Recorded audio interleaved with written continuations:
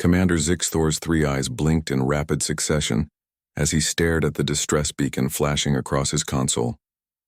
The mining colony on Kepler 442b was under attack by the Vraken raiders, and every civilized species in the sector had already declined to intervene. "Status report," Zixthor demanded, his mandibles clicking nervously. 14 ships confirmed, Commander. The colonists have maybe 2 hours before complete destruction. His communications officer, a slender Quellan named Iris, looked up with despair in her luminescent eyes. The Galactic Council has officially declared this a non-interference zone due to Vraken military superiority in the region. Zixthor slammed his fist against the armrest. 300 innocent beings would die because the Council feared confrontation. The Vraken had been terrorizing the outer colonies for months, and not a single fleet had challenged them. "Sir," Iris hesitated, "there is one response to our general distress call." "Who?" "The humans." A collective groan rippled through the bridge. Humans, the galaxy's newest members, those furious primates who had barely achieved faster-than-light travel 2 decades ago. Every species had heard the stories, their violent history, their wars that consumed entire continents, their strange obsession with something they called honor and justice. The Galactic Council had admitted them reluctantly, keeping them at arm's length like a loaded weapon no one wanted to touch. "How many ships?" Zixthor asked, resignation heavy in his voice. 3, sir. Destroyer-class vessels. They're requesting permission to engage. 3 ships against 14 Vraken raiders. It was suicide. But what choice did they have? "Grant them permission," Zixthor said quietly. "May the Ancient Ones forgive us for sending them to their deaths." Captain Sarah Chen stood on the bridge of the UNSC Indomitable, her jaw set in determination. Beside her, the holographic display showed the Vraken formation surrounding the colony like vultures circling prey. "Captain, we're receiving multiple warnings from the Vraken fleet," Lieutenant Commander Park reported. "They're threatening to destroy us if we interfere." Sarah's lips curved into a cold smile. "Tell them we're just here for a friendly visit." "Tactical, what's our situation?" 3 ships versus 14, ma'am. They outgun us approximately 4-1. Commander Hayes looked up from his station, his weathered face showing no fear. "Standard odds for Tuesday." A ripple of laughter ran through the bridge crew.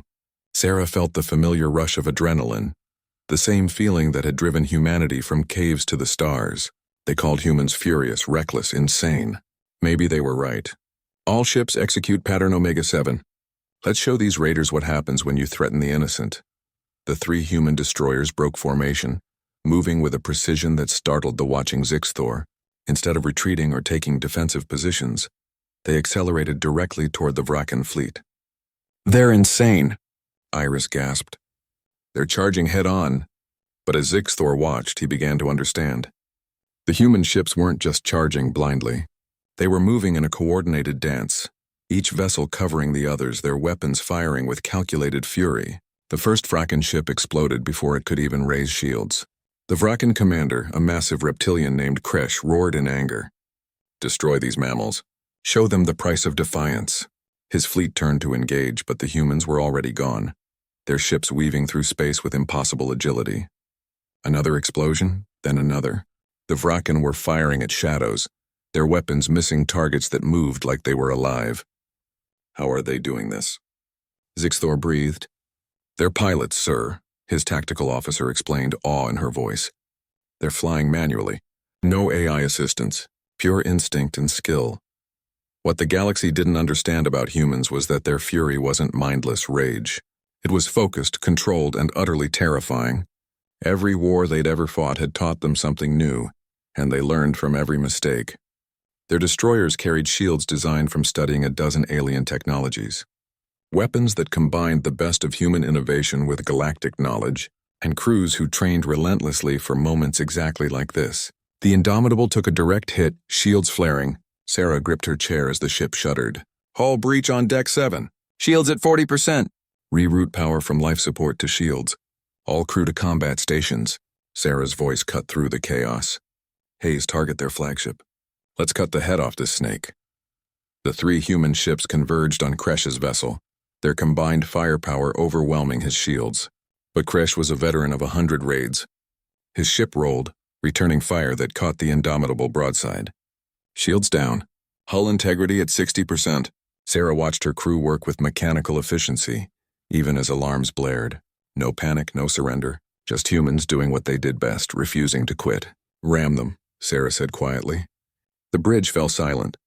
Ma'am? Hayes asked. You heard me, Commander. Full speed ahead. Prepare escape pods and emergency transport. If we're going down, we're taking them with us. But they didn't need to. The other two human ships, seeing the Indomitable's distress, unleashed everything they had. Missiles, railguns, laser batteries, all firing in a synchronized assault that turned Kresh's flagship into a funeral pyre. The remaining Vraken ships broke formation and fled. 3 hours later, Commander Zixthor stood in the colony's main hall facing Captain Chen. Her uniform was scorched, her face covered in soot, but she stood tall.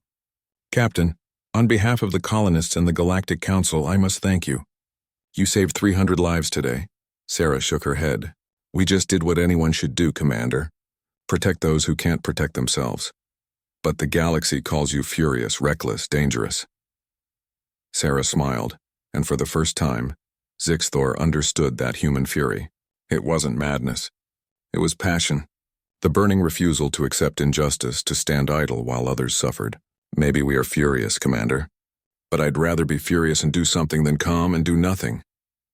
As Zixthor watched the 3 damaged human ships limp away from the colony, he realized the galaxy had been wrong about humans. They weren't dangerous because they were violent. They were dangerous because when everyone else calculated odds and chose safety, humans calculated what was right and chose to act. And perhaps, he thought, that was exactly what the galaxy needed.